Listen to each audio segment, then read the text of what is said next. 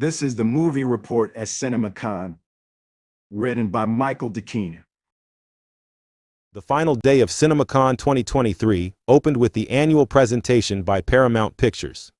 Continuing the tradition that domestic distribution president Chris Aronson began during his tenure at the dearly departed 20th Century Fox, the Paramount program opened with a lot of Vegas showmanship. Hip-hop dancers dressed in outfits that evoked the Teenage Mutant Ninja Turtles performed before Aronson made his usual cheeky entrance, this time via a manhole cover and carrying a box of pizza, which he shared with some audience members. Paramount Pictures CEO and President Brian Robbins hosted the bulk of the program, wasting no time in bringing the big names onto the Coliseum stage. Picking up from what the opening number set up, Teenage Mutant Ninja Turtles, Mutant Mayhem producer and voice star Seth Rogen introduced an extended scene of the new animated feature based on the long-running multimedia franchise. Using a painted art and animation style that reflects the property's comic book origins, it marks the first project that features actual teenage talent, voicing the central fighting four of Michelangelo, Leonardo, Raphael, and Donatello. The animation theme continued with the announcement of 4 more animated extensions of longtime franchises. Transformers 1, an origin story with Chris Hemsworth taking on the role of Optimus Prime. SpongeBob: The Search for SquarePants, the 4th theatrical film starring the popular TV character. A feature film spin-off of another fan-favorite TV series, Avatar: The Last Airbender, and a new live-action and animated hybrid Smurf movie.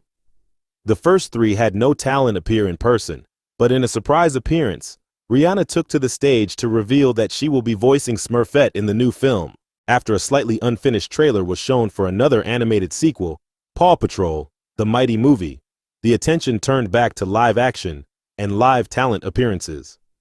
After last night's themed prelude party, Transformers: Rise of the Beasts received its official spotlight, with director Steven Caple and stars Anthony Ramos and Dominique Fishback introducing a new trailer for the 90s set, 7th big-screen installment of the Battling Robots series. The tone then turned much more serious with the second major studio partnership release with Apple Original Films to be showcased this week, Martin Scorsese's historical epic Killers of the Flower Moon. The maestro himself took to the stage to premiere the first trailer of the film, which marks the first time Scorsese's most frequent collaborators, Leonardo DiCaprio and Robert De Niro, have appeared together in one of his films. Things took a musical turn when Ziggy Marley appeared to unveil the first trailer of the biopic of his fellow reggae artist and legendary father, Bob Marley, One Love. He also serves as a producer on the film, which stars Kingsley Ben-Adir as Bob Marley and Lashana Lynch as wife and collaborator Rita Marley. John Krasinski took to the stage to introduce 2 projects where he serves behind-the-scenes roles. He premiered some very early footage from the upcoming prequel of his hit science fiction thriller franchise, A Quiet Place Day One. He only serves as a writer and producer on this film, which stars Lupita Nyong'o as one of the New York City residents suddenly dealing with an alien invasion. Krasinski serves as writer and director on a wildly different film, the effects-heavy family comedy If, which stands for Imaginary Friends. As seen in the EPK-style behind-the-scenes reel that was shown, Ryan Reynolds leads the live-action cast, while Steve Carell leads the roster, lending voice to the animated characters. Serving as grand finale was Tom Cruise's 7th Mission Impossible adventure, Dead Reckoning Part 1. With production of Part 2 still very much in progress, the star and producer was not in attendance for the premiere of the film's newest trailer, and a full 20-minute car chase excerpt from the middle of the film. While not part of Paramount's program, the lunchtime filmmaker discussion event certainly was an unofficial extension of it.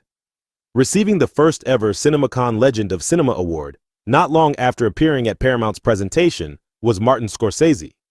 After the awards presentation, he sat down for an in-depth conversation about his upcoming film, Killers of the Flower Moon, with surprise moderator, the film's lead star, Leonardo DiCaprio. Like Disney earlier in the week, Lionsgate's traditional studio finale spot was devoted mostly to a screening of a full-length film, the raunchy comedy Joyride.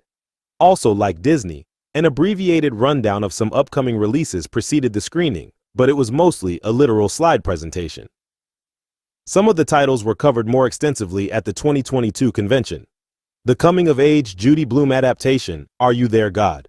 It's Me, Margaret, the comedy about my father, the Wonder spin-off drama White Bird, an action sequel, The Expendables 4, Some new titles mentioned were Finnish action film Sisu, the horror comedy The Blackening, faith-based drama Ordinary Angels, and the 10th installment of the seemingly immortal horror franchise Saw. The one exception to the slide presentation was the Hunger Games prequel, The Ballad of Songbirds and Snakes, whose first teaser was unveiled. Before the feature presentation, the talent behind Joyride appeared on stage to introduce the film. Stars Ashley Park, Sherry Cola, Stephanie Hsu, and Sabrina Wu, director Adele Lim, writers Teresa Shao and Cherry Chiva Pravat Dumrong, and producer Seth Rogen. The entire week's festivities came to a close with the Big Screen Achievement Awards, honoring noteworthy talent associated with upcoming theatrical releases. The big award of the night, Star of the Year, was given to Zendaya, soon to be seen in MGM's Challengers and Warner Bros. Dune Part 2.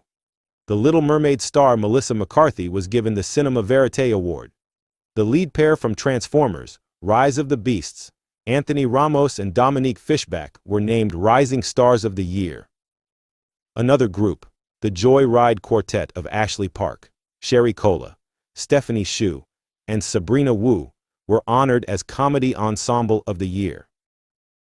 The behind-the-camera talent awarded this year were Illumination president Chris Meledandri, receiving the Award of Excellence in Animation, and husband-wife Oppenheimer directing-producing duo of Christopher Nolan and Emma Thomas were given the NATO Spirit of the Industry Award. Following that final program at the Coliseum, it was up to the Octavius Ballroom for the convention's final hurrah, the Big Screen Achievement Awards afterparty. Sponsored by CinemaCon's presenting sponsor Coca-Cola, the venue was, as usual, elaborately decorated on theme with the brand. The focal point of the action was a large lit dance floor next to a stage occupied not only by a DJ, but also a live drummer and backup dancers.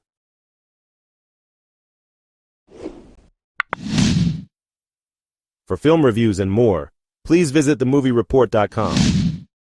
Also follow me at 2Trey23 on Instagram and at 2Trey23 on Twitter.